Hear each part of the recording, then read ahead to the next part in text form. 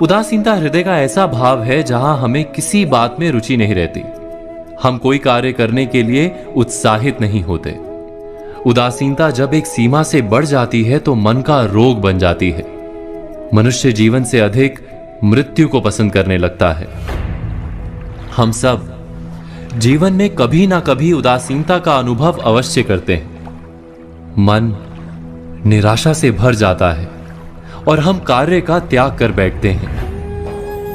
अधिकतर हमारी उदासीनता कुछ समय के लिए ही होती है, इसलिए उससे होने वाली हानि को हम पहचान नहीं पाते। किंतु उदासीनता धीरे धीरे आदत का रूप धारण कर लेती है और हम बार बार उदासीनता के कारण हाथ में लिए कार्य अधूरे छोड़ देते हैं। क्या हमारे सबके साथ ऐसा नहीं होता? तो वास्तव में उदासीनता क्या है? इसका जन्म कहां से होता है? इससे छूटने का उपाय क्या है? उदासीनता वास्तव में मन की ऐसी स्थिति का नाम है जब हमें अपनी तकलीफों, अपनी कठिनाइयों का कारण बाहर दिखाई देता है। हम कहते हैं कि समाज बुरा है, नौकर या स्वामी गलत है, पति या पत्नी का बर्ताव अनुचित है, जीवन की परिस्थितियां प्रतिकूल है, वक्त हमारा साथ नहीं दे रहा, वगैरह वगैरह। और जब दुख का कारण बाहर होता है तो उसको बदलने का हमारे पास कोई मार्ग नहीं होता। क्या ये सत्य नहीं?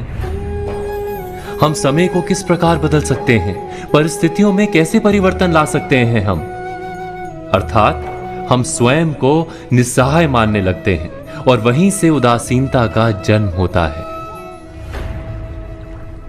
क्या ये सत्य नहीं? प्रश्न ये है कि क्या हमारी सारी विपदाओं का कारण बाहर है या स्वयं हमारे भीतर है? हमारे बुरे हालात क्या दूसरों के कारण है? क्या हमारा परिवार हमारा शत्रु है? क्या समाज दुश्मन है? या हमारी परिस्थितियां हम स्वयं निर्मित करते हैं? विचार कीजिए।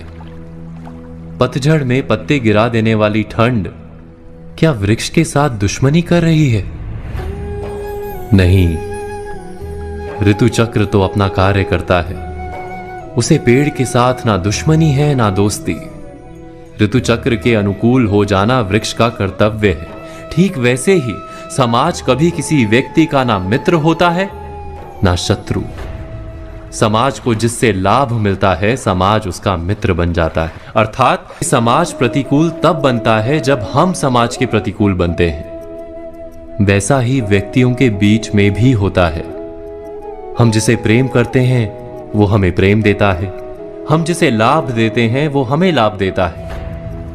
हमारे हालात बदलने के लिए हमें स्वयं अपने आप में परिवर्तन करना पड़ता है।